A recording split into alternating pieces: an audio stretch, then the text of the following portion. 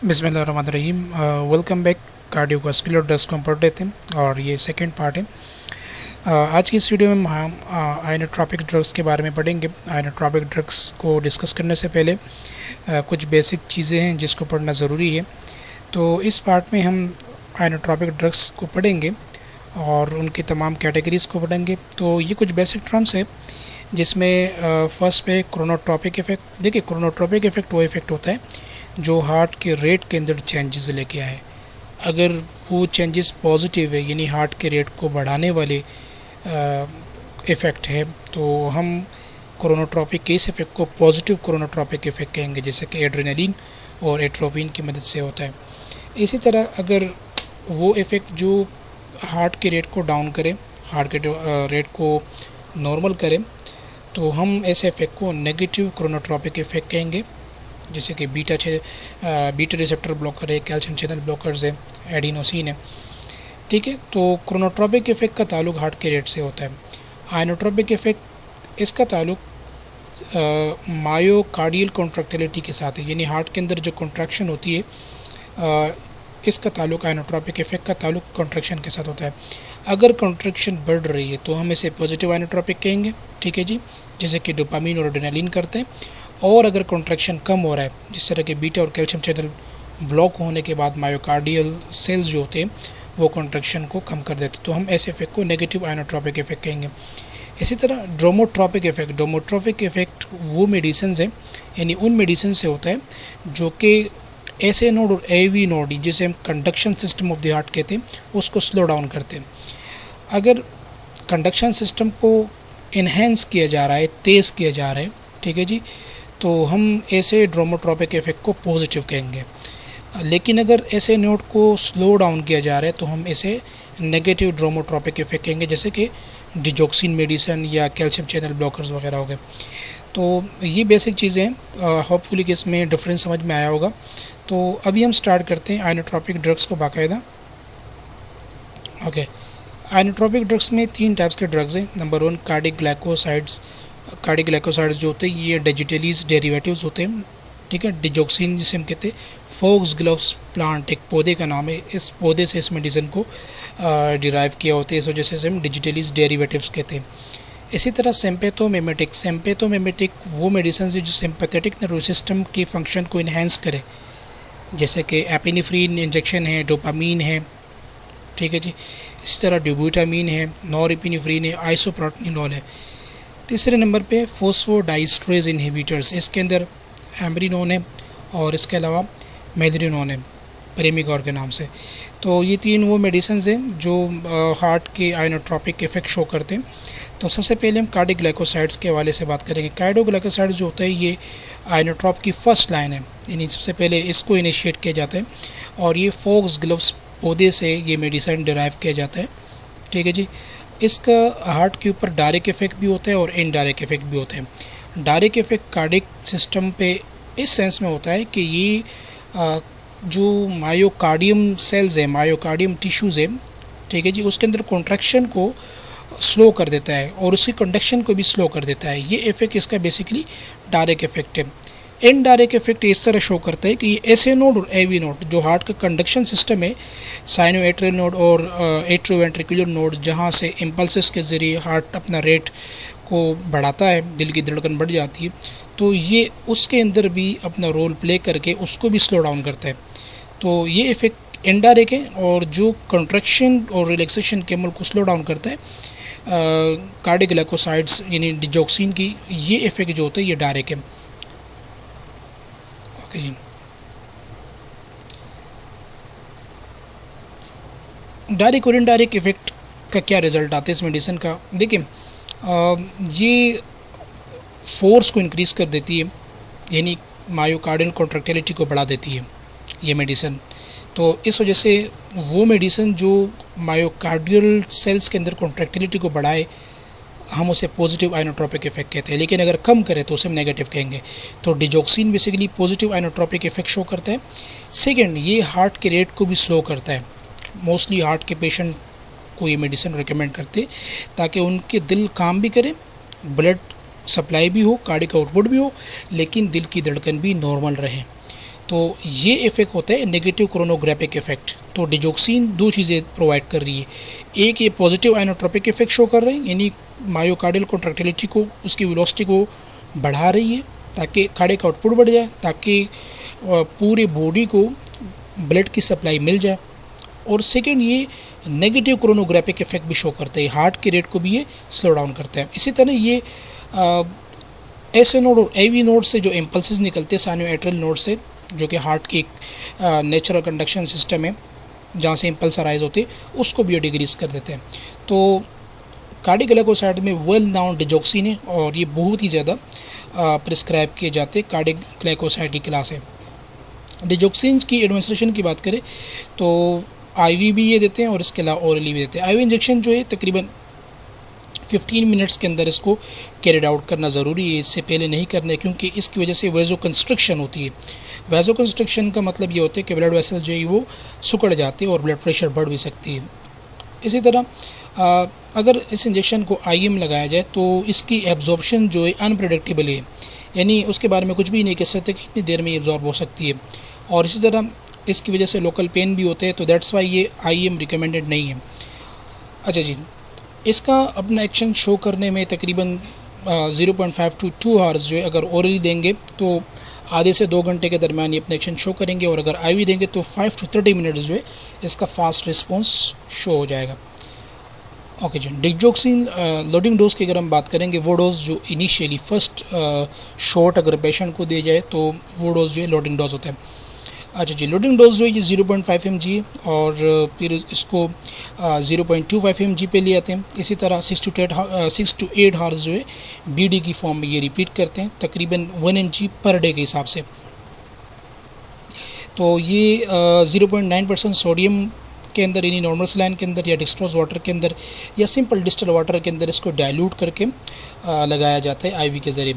तो तकरीबन 15 मिनट या 20 मिनट में इसको ख़त्म करना है। अगर इससे जल्दी ख़त्म करेंगे तो वाजो कंस्ट्रक्शन का इफेक्ट होगा, जिससे कि हमने पिछले स्लाइड में पढ़ लिया।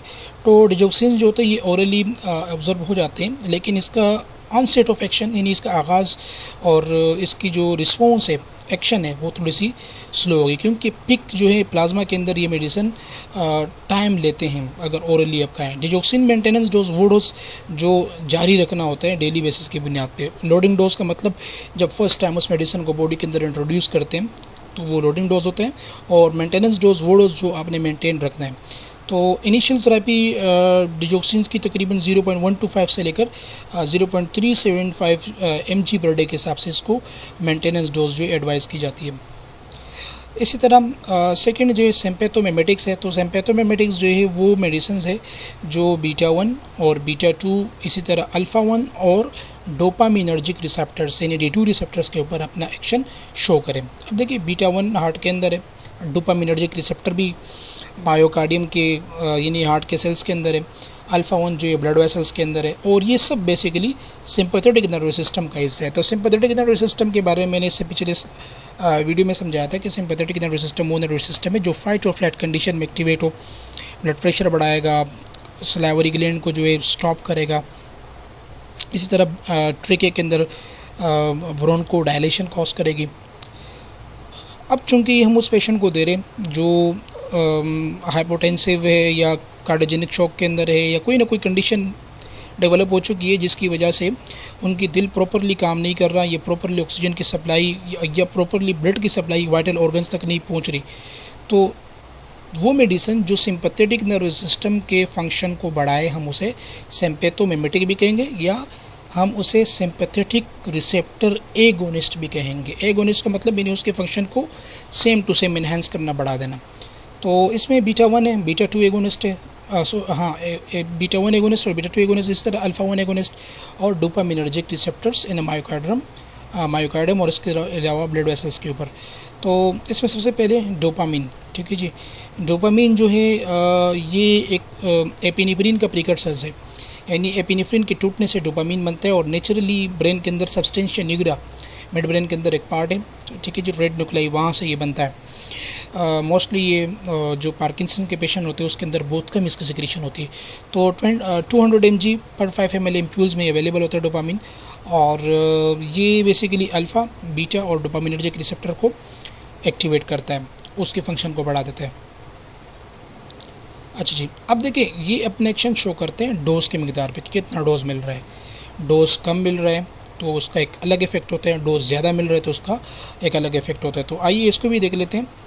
देखिए अगर हम लो डोज देंगे, बिल्कुल कम डोज देंगे, तो ये अपना एक्शन किडनी के ऊपर शो करेगा, जो कि ग्लोमेरुलर फिल्ट्रेशन रेट को इंक्रीज़ करेगा। यानी गुर्दों के जो पेशेंट है जो डायूरिटिक मेडिसिन से ठीक नहीं होते, तो उसके लिए डोपामीन का स्लो डोज, जिसे हम लो डोज कहते हैं, और ये रीनल आर्टरी को डायलेट करते हैं, इस वजह से इसे हम रीनल डोज भी कहते हैं। तो 0.5 से लेकर 2 माइक्रोग्राम पर केजी पर मिनट के हिसाब से अगर हम देंगे तो ये डोपामिनर्जिक इफेक्ट शो करेगा।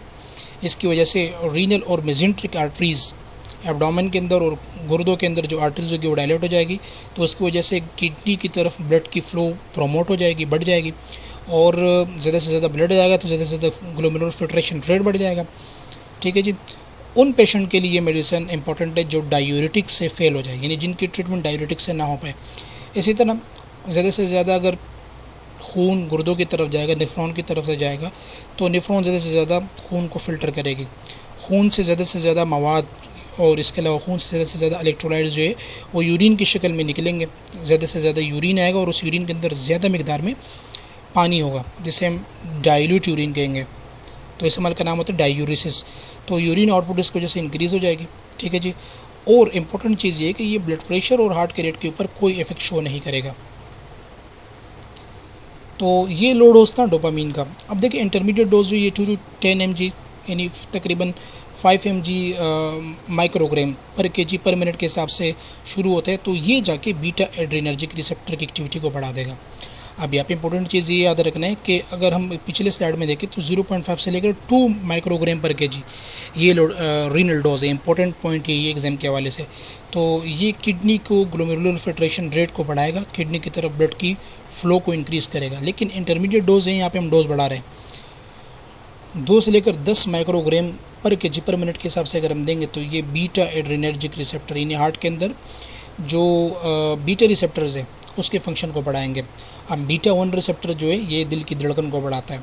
दिल की धड़कन बढ़ेगी, कॉन्ट्रैक्शन बढ़ेगी, कार्डियक आउटपुट बढ़ेगा, कार्डियक आउटपुट बढ़ेगा तो ब्लड प्रेशर भी इंक्रीज़ हो जाएगा। अच्छा जी, ये सिस्टेमिक वेस्कुलर रेजिस्टेंस को इंक्रीज़ करता है। सिस्टेमिक वेस्कुलर रेजिस्टेंस वो रेजिस्टेंस होता है जिसमें ब्लड यानी हार्ट के चैम्बर्स को दुश्वारी होती है कि वो ब्लड को फोर्स के साथ पुश करे। अब चूंकि ये हम दे रहे हैं उन पेशेंट को जो हाइपोटेंसिव है, जिनका ब्लड प्रेशर डाउन है, जिनके दिल की धड़कन कम है, तो जाहिर सी बात है ये वास्कुलर रेजिस्टेंस को इंक्रीज़ करेगा और कार्डियक आउटपुट को भी इंक्रीज़ करेगा। तो ये इंटरमीडिएट डोज है। इसी तरह ये सेंट्रल वेनस प्रेशर को भी इंक्रीज़ करेगा। ओके, अब कौन कौन सी ऐसी चीज़ें हैं जिसको हमने इग्नोर नहीं करना है।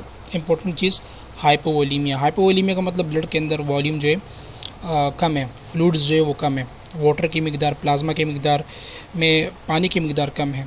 तो तब अगर हमने लोडिंग डोज दे दिए तो पेशाब ज़्यादा से ज़्यादा आएगा पेशेंट को, तो उस सूरत में बॉडी के अंदर फ्लूइड इलेक्ट्रोलाइट इम्बैलेंस हो सकता है। इसी तरह इंपॉर्टेंट चीज़ ये कि पेरिफेरली यानी डायरेक्ट उसको आईवी में आप नहीं लगा सकते, किसी वेन के अंदर इंजेक्शन के ज़रिए, सिरिंज के ज़रिए 10 cc में, किलोले में डायरेक्ट आप नहीं लगा सकते, बल्कि इसको इन्फ्यूजन के अंदर लगाया जाता है। अगर लगा भी दिए तो इसकी वजह से एक्स्ट्रावेसेशन होता है। एक्स्ट्रावेसेशन का मतलब जो नैरेस्ट टिश्यूज़ है उसके अंदर नेक्रोसिस हो जाती है। पेशेंट को जो है मॉनिटर करना है कि एक्सट्रीमिटीज़ के अंदर जो है एक्सट्रीमिटीज़ में सर्कुलेशन डिक्रीज़ तो नहीं हुई है। तो ये वो चीज़ें जिसको हमने नोट डाउन करना है। एडवर्स इफेक्ट टैकीकार्डिया हो सकते हैं। टैकीकार्डिया जैसे कि मैंने बताया कि अगर हम इंटरमीडिएट डोज देंगे तो बीटा एड्रेनर्जिक या सिंपल बीटा 1 रिसेप्टर का फंक्शन फास्ट हो जाएगा, तो उसकी वजह से सिस्टेमिक वास्कुलर रेजिस्टेंस बढ़ जाएगी, कार्डियक आउटपुट बढ़ जाएगा, डेफिनेटली दिल की धड़कन बढ़ जाएगी। That condition is known as a tachycardia. Tachycardia हो सकता है सुप्रा वेंट्रिकुलर टैकीकार्डिया हो सकता है, वेंट्रिकुलर इरिथमिया हो सकता है, पल्मोनरी कंजेशन हो सकता है, नोजिया, वोमिटिंग, ठीक है जो, और इंक्रीज्ड मायोकार्डियल ऑक्सीजन डिमांड हो सकता है। तो ये एडवर्स इफेक्ट है इस मेडिसिन के। नेक्स्ट हम एंटी रिथमिक मेडिसिन पढ़ेंगे। एंटी रिथमिक मेडिसिन वो एजेंट्स होते हैं या वो ग्रुप ऑफ मेडिकेशंस होते हैं जो बेसिकली एक्शन पोटेंशियल को प्रोलॉन्ग करते हैं और कैल्शियम इनवर्ट को, यानी कैल्शियम की वजह से जो हार्ट का रिदम बनता है, हार्ट की जो कंट्रक्शन बनती है, उसको बेसिकली सप्रेस कर देती है। एंटी देखिए पहले हम एरिथमिया को पढ़ेंगे। एरिथमिया यानी जो प्रोमिनेंट चीज़ है एट्रियल फिब्रिलेशन, यानी इसमें दिल की धड़कन जो है वो अप एंड डाउन रहती है, इरेगुलर हार्ट बीट होती है। तो मोस्टली या तो ये basically calcium dependent action potential से होता है, यानी जो मायोकार्डियम है वो कैल्शियम की कमी या कैल्शियम की ज़्यादती। अगर कैल्शियम कमी होगी तो कॉन्ट्रैक्शन कम हो जाएगी, अगर ज़्यादा होगी तो कॉन्ट्रैक्शन बहुत ज़्यादा हो जाएगी। तो एंटी एरिथमिक जो होगी ना, ये कैल्शियम डिपेंडेंट एक्शन पोटेंशियल को डिक्रीज़ करेगा या उसको स्टॉप कर देगा। और इसके इस्तेमाल यानी हम ये किस कंडीशन में देते हैं, एट्रियल फिब्रिलेशन में देते हैं और वेंट्रिकुलर टैकीकार्डिया में देते हैं। ठीक है जी। तो एंटी एरिथमिक की जो ड्रग्स है इसमें जो क्लासेस है एमेड्रोन, लिडोकेन और इसके अलावा क्वेनाडीन, ग्लूकोनेट, ये क्लासेस हैं। अब देखिए ये लोकल एनेस्थीसिया के तौर पे भी इस्तेमाल होते हैं, ट्रॉपिकल एनेस्थीसिया में भी इसके अंदर अवेलेबल है। ज़ाइलोकिन जेली हो गया, ज़ाइलोकिन इंजेक्शन हो गया, ठीक है जी। लेकिन ये एंटी एरिथमिक के तौर पे भी इस्तेमाल किए जा सकते हैं। तो एमेड्रोन जो है, कोरडारोन इसका ट्रेड नेम है, 100 to 200 mg पर ओरल और 150 mg पर 3 ml वायल के अंदर ये अवेलेबल होते हैं आईवी फॉर्म के लिए। लिडोकेन ज़ाइलोकिन की फॉर्म में अवेलेबल होते हैं 1 to 2 grams आईवी। इस तरह क्वेनाडीन जो है ये 200 to 300 mg पर ओरल अवेलेबल है। ग्लूकोनेट सल्फेट ये भी सेम इसकी डोजेज है। तो ये मेडिसिन जो एंटी रिदमिक ड्रग्स है जो हार्ट के रिदम को मेंटेन रखती है। अच्छा जी। केयर में इस बात का ख्याल रखना है कि जो ड्रग जिस तरह प्रिस्क्राइब किए गए उसी तरह लेने की हमने हिदायत करनी है पेशेंट को। ठीक है जी। पल्सेस को नोट करना ज़रूरी है मेडिसिन लेने से पहले। अगर 60 बीट्स पर मिनट लो है तो ये मेडिसिन नहीं लेने। ऐसी एक्टिविटी जिसमें ज़्यादातर जो है वार्निंग के साथ खड़ा रहना होता है, जैसे कि हैवी ड्राइविंग हो गया, हैवी मशीनरी हो गई, उसको अवॉइड करना है। ठीक है जी। और इसी तरह साल्ट इंटेक को जो है मोस्टली जो हम ये मेडिसिन दे रहे होते हैं हार्ट के, तो साल्ट इंटेक को कम करना ज़रूरी है ताकि फ्लूइड रिटेंशन ना हो जाए। साइड इफ़ेक्ट एंड कॉन्ट्राइंडिकेशन हर वो मेडिसिन जिसकी वजह से पेशेंट को हाइपर सेंसिटिविटी हो तो हमने ये मेडिसिन नहीं देने। ठीक है जी। और बहुत सारे ऐसे एंटी रिदमिक है जो कि पेशेंट को मॉनिटरिंग की ज़रूरत होती है। मोस्टली इन कार्डियोजेनिक शॉक, अगर कार्डियोजेनिक शॉक हो गया है, दिल पहले से ही पंपिंग नहीं कर रहा, हमने ऊपर से एरिथमिक कंडीशन वाली सिचुएशन बना दी। ठीक है जी। मिसाल के तौर पे ब्रेडिकार्डिया है। ब्रेडिकार्डिया का मतलब ये है कि दिल की धड़कन डाउन है, हमने ये मेडिसिन दे दी तो ये मज़ीद उसको डाउन कर देंगे, तो फ़ायदा नहीं है और ख़तरा हो जाएगा। इसी तरह सेकंड और थर्ड डिग्री हार्ट ब्लॉक, अगर किसी का देखिए फर्स्ट डिग्री होता है, सेकंड डिग्री होता है और थर्ड डिग्री होता है। फर्स्ट डिग्री का मतलब ये होता है कि जो एस ए नोड और ए वी नोड के अंदर इंटरवल होता है, इलेक्ट्रिक इम्पल्सेस होते हैं, वो थोड़े से स्लो हो जाते हैं। सेकेंड डिग्री तकरीबन ब्लॉक हो जाते हैं और थर्ड डिग्री में मुकम्मल ब्लॉक हो जाते हैं। ठीक है जी। तो इस कंडीशन में हमने ये मेडिसिन नहीं देने। इसके बाद है नाइट्रेट्स। नाइट्रेट्स बेसिकली ये स्मूथ मसल्स यानी जो एंडोथेलियल सेल्स होते हैं ब्लड वेसल्स के, ठीक है जी, उसको रिलैक्स कर देते हैं और उसकी वजह से वोजो डायलेशन होती है। ठीक है जी। पेरिफेरल वेन्स में, आर्टरीज़ में और बॉडी के तमाम ब्लड वेसल्स जो ये डायलेट हो जाते हैं, खुल जाते हैं। तो उसकी वजह से ऑक्सीजन डिमांड को रिड्यूस किया जाता है, यानी ये प्री लोड को भी डिक्रीज़ कर देता है। प्री लोड का मतलब अमाउंट ऑफ ब्लड जो कि एट्रिया के अंदर जमा होता है और उसने वेंट्रिकुलर की तरफ जाना होता है। ठीक है जी। कौन सी कंडीशन में? Diastolic pressure. डायस्टोलिक प्रेशर वो प्रेशर होता है कि जिसमें वेंट्रिकुलर ने अभी कॉन्ट्रैक्ट होना है, उसने आगे बाहर जाके सिस्टोलिक ब्लड प्रेशर बनाना है, तो ये प्री लोड को भी डिक्रीज़ कर देती है। इसी तरह ब्लड वेसल्स को डायलेट कर देती हैं ताकि से ज़्यादा ब्लड आगे जाए और ऑक्सीजन रिच ब्लड आगे बढ़ जाए। ठीक है जी। तो ये मोस्टली एस्केमिक रीजन्स में, यानी वो रीजन जहाँ पे ऑक्सीजन की कमी की वजह से टिश्यूज़ के अंदर जो एस्कीमिया हो चुका है, तो वहाँ ये ब्लड के फ़्लो को इंक्रीज़ कर देता है। इस तरह ये कोलेट्रल फ़्लो को भी बढ़ाता है। कोलेट्रल फ़्लो का मतलब जो बाईपास के पेशेंट हैं उनको भी ये कोरोनरी आर्टरी अगर ब्लॉक हो तो कोलेट्रल आर्टरी वो आर्टरीज़ होती है जो कोरोनरी आर्टरी के अलावा भी हार्ट को ब्लड की सप्लाई एनहांस कर देती है। तो नाइट्रेट्स जो होते हैं ये मोस्टली एंजाइना और इसके अलावा एमआई के अंदर यानी मायोकार्डियल इन्फ्रैक्शन, हार्ट अटैक के अंदर ये बहुत ही ज़्यादा क्लिनिकली इम्प्रूव यानी क्लिनिकली ये बहुत ज़्यादा इसकी इस्तेमालात की जाती है। क्लिनिकल यूज़ में एंजाइना प्रोफाइलेक्सिस है, यानी एंजाइना प्रोफाइलेक्सिस से मुराद ये अगर किसी को छाती में पेन हो रहा है तो ये मेडिसिन ले सकते हैं ताकि एंजाइना से प्रिवेंट हो जाए। Congestive heart failure, congestive heart failure में भी हम दे सकते हैं, लेकिन इसका इतना अच्छा रिज़ल्ट नहीं है एज़ कम्पेयर टू एंजाइना। इसी तरह सर्जरी की वजह से अगर हाइपरटेंशन हुई है या बग़ैर किसी सर्जरी की हुई है या हाइपरटेंसिव क्राइसिस है तो उस कंडीशन में हम ये दे सकते हैं।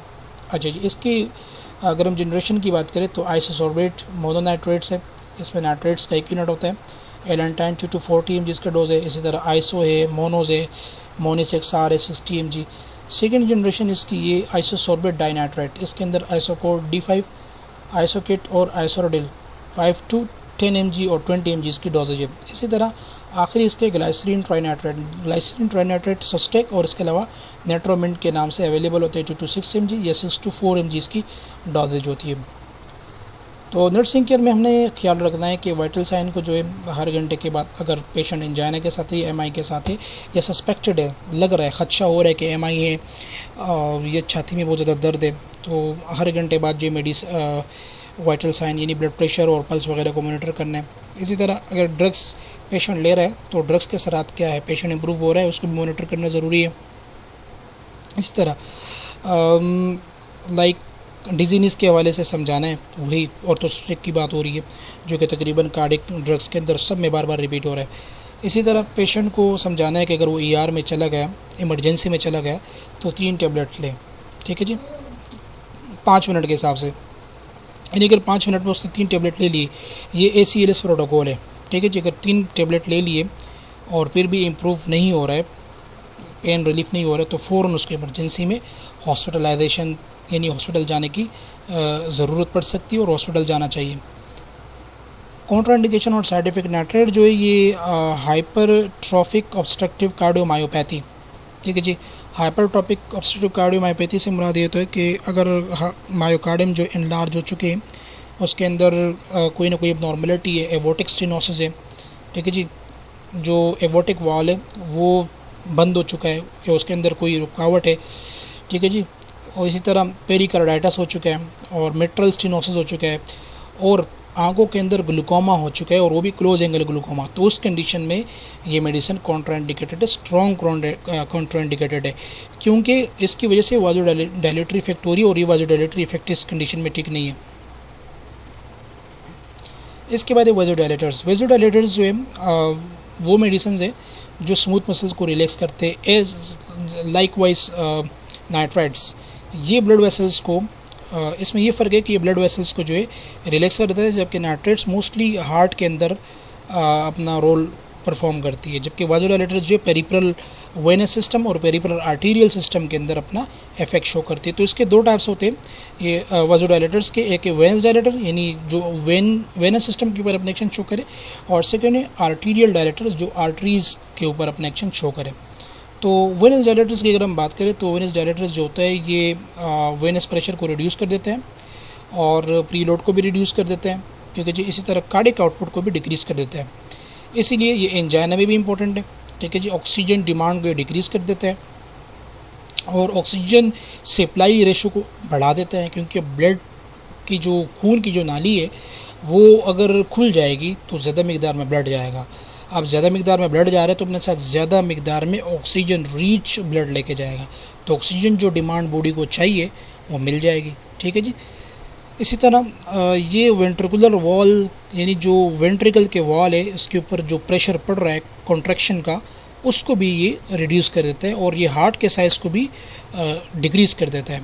इसी तरह आर्टीरियल वेजोडाइलेटर्स जो है ये वो ड्रग्स है जो सिस्टेमिक और पल्मोनरी हाइपरटेंशन को ट्रीट करने में अपना रोल परफॉर्म करती है, ठीक है जी। हार्ट फेलियर को भी दे सकते हैं, एंजाइना को भी दे सकते हैं, क्योंकि ये आर्टीरियल प्रेशर को डिक्रीज़ कर देता है और सिस्टेमिक वेस्कुलर रेजिस्टेंस को भी डिक्रीज़ कर देता है। सिस्टेमिक वेस्कुलर रेजिस्टेंस वो रेजिस्टेंस है कि जिसमें दिल को क़ुव्वत लगानी पड़ती है, ज़ोर लगानी पड़ती है ताकि ऑर्गन्स तक यानी कार्डिक आउटपुट बढ़ाने के लिए जो ज़ोर लगाई जाती है हार्ट के मसल्स की, हम उसे सिस्टेमिक वेस्कुलर रेजिस्टेंस कहते हैं। तो ये मेडिसिन जाके सिस्टेमिक वेस्कुलर रेजिस्टेंस को डिक्रीज़ कर देती है, ठीक है जी। और आफ्टर लोड को भी ये रिड्यूस कर देती है, स्पेशली लेफ्ट वेंट्रिकल्स के अंदर। तो ये डिफरेंस है दोनों के अंदर। क्लिनिकल यूज़ हम हाइपरटेंशन में देते हैं, हार्ट फेलियर में देते हैं और पल्मोनरी हाइपरटेंशन में हम ये देते हैं। जेनरिक नेम में हाइड्रोलाजीन है, एप्रिसोलिन और मोस्टली हाइड्रोलेजिन अपना खुद एक ट्रेड नेम भी है और 25 mg इसकी डोजेज है।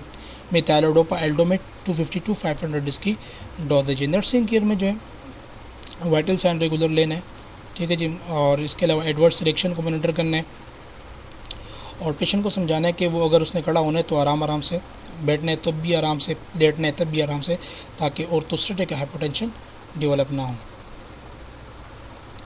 इसी तरह अगर हम बात करें साइड इफ़ेक्ट की तो हाइपरटेंसिव टू ड्रग, अच्छा जी, यहाँ हाँ हाइपर सेंसिटिविटी, अगर किसी को कोई एलर्जी फर्स्ट टाइम हुई इस मेडिसिन से तो तब ये मेडिसिन नहीं लेने चाहिए। और अगर किसी को हेपेटिक और रीनल इंसफिशिएंसी है, यानी जिगर और गुर्दे नाकारा हो चुके या कोई ना कोई अंडरलाइनिंग डिजीज़ है, तो तब इस मेडिसिन को नहीं लेना चाहिए।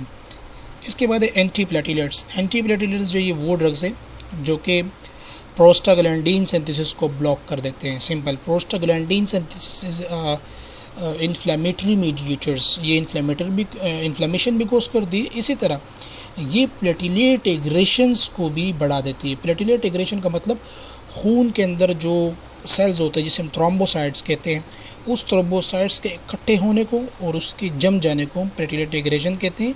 और ये अमल होता है थ्रोम्बोक्सिन A2 फैक्टर से। थ्रोम्बोक्सिन A2 फैक्टर बनाने वाला स्ट्रक्चर प्रोस्टाग्लैंडीन सिंथेसिस है। जब प्रोस्टाग्लैंडीन बनेगा तो थ्रोम्बोक्सिन A2 फैक्टर बनेगा और थ्रोम्बोक्सिन A2 फैक्टर जब एक्टिवेट हो जाएगा तो उसकी वजह से प्लेटिलेट एग्रीगेशन होगी। प्लेटिलेट एग्रीगेशन का मतलब खून के लोथड़े बन जाएंगे, क्लॉट बन जाएंगे। तो ये बेसिकली ये मेडिसिन प्रोस्टाग्लैंडीन सिंथेसिस को भी ब्लॉक करती है और थ्रोम्बोक्सिन A2 के एक्शन को भी स्टॉप कर देती है। क्लिनिकल यूज़, अगर किसी को हार्ट अटैक है या स्ट्रोक हो चुका है, खून सेरिब्रोवेस्कुलर आर्टरीज के अंदर खून का क्लॉट बन चुका है पहले से खून गाढ़ा होने की वजह से, तो उसमें हम ये मेडिसिन देते हैं। एक्यूट कोरोनरी सिंड्रोम, किसी को कोरोनरी आर्टरी के अंदर ब्लॉकेज हो चुकी हो, उसमें हम दे सकते हैं। पेरिफेरल आर्टरी डिजीज़, इस तरह एट्रियल फिब्रिलेशन, इन कंडीशन में हम ये दे सकते हैं।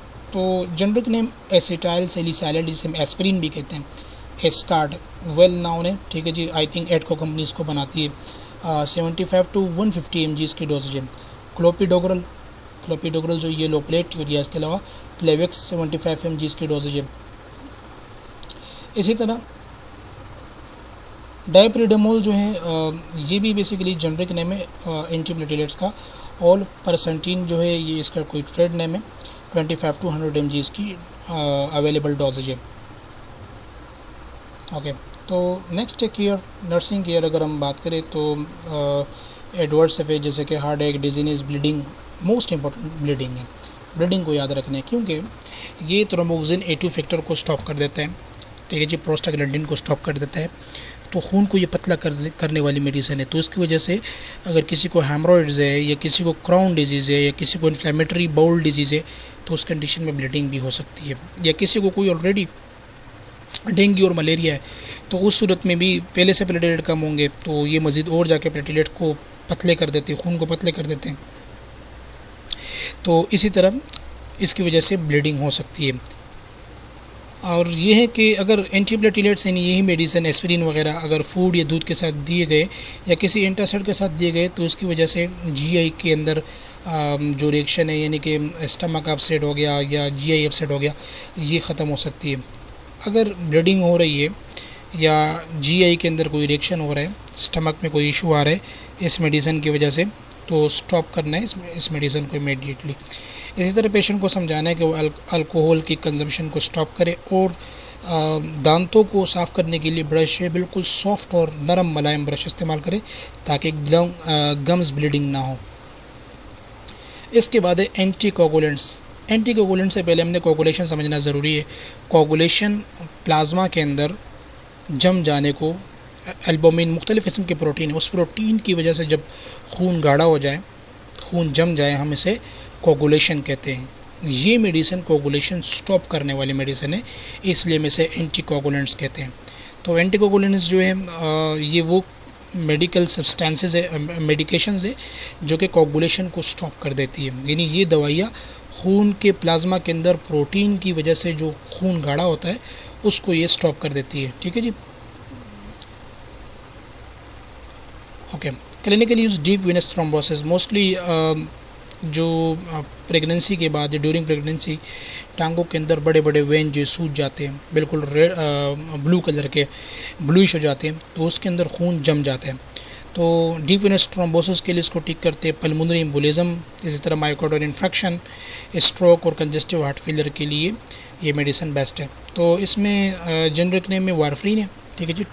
वारफ्रीन ट्रेड नाम से सेल होती है कोमाडीन, और इसकी डोजेज डिसाइड की जाती है इंटरनेशनल नॉर्मलाइज रेशो, ठीक है जी। यानी हम पीटी एपीटीटी या पीटी आईएनआर के टेस्ट करते हैं, उसमें देखते हैं कि खून की क्लोटिंग रेट क्या है, ठीक है जी। उसके बाद हम डोज को एडजस्ट करते हैं। अगर वारफ्रीन बहुत ज़्यादा दिया गया है तो उसकी वजह से ब्लीडिंग हो सकती है, तो इसका एंटीडोट अवेलेबल है विटामिन के नाम से, ये इंपॉर्टेंट है, इसको याद रखना है। इसी तरह हैपरीन जो है, इसका ट्रेड नेम जो है सोडियम हैपरीन है, ठीक है जी। जनरल ये हैपरीन है, सोडियम हैपरीन के नाम से सेल हो रहा है, और 25,000 यूनिट्स पर ml, ठीक है जी। अगर इसको भी बहुत ज़्यादा इस्तेमाल किया गया तो इसको जैसे भी ब्लीडिंग हो सकती है, ठीक है जी।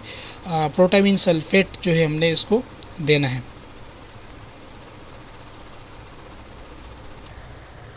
तो इसमें इम्पोर्टेंट चीज़ वारफ्रीन का जो एंटीडोट है वो विटामिन के है, और हेपरीन का जो एंटीडोट है वो प्रोटामीन सल्फेट है, ये इंपॉर्टेंट है एग्जाम के हवाले से। ओके जी, नेक्स्ट है underlining condition before therapy. Patient किसी और प्रॉब्लम के साथ सफ़र तो नहीं कर रहे, इसको आइडेंटिफाई करना ज़रूरी है। इसी तरह बेस लाइन टेस्ट करना ज़रूरी है, जैसे कि पीटी एपीटीटी हो गया, पीटी आईएनआर हो गया, और इसको मॉनिटर करना है एवरी 6 आवर्स, ठीक है जी। आईवी मेडिसिन अगर हम ये दे रहे हैं, जैसे कि एंटीकोगुलेंट्स हैं आईवी के फॉर्म में अगर हम दे रहे तो 30 मिनट बिफोर नेक्स्ट डोज, अगर एक डोज हमने दे दी है तो दूसरा डोज देने के 30 मिनट पहले, ठीक है जी, हम खून लेंगे और उसको लेबोरेटरी में भेजेंगे, ठीक है जी, ताकि पीटी एपीटीटी और आईएनआर का रिज़ल्ट आ जाए।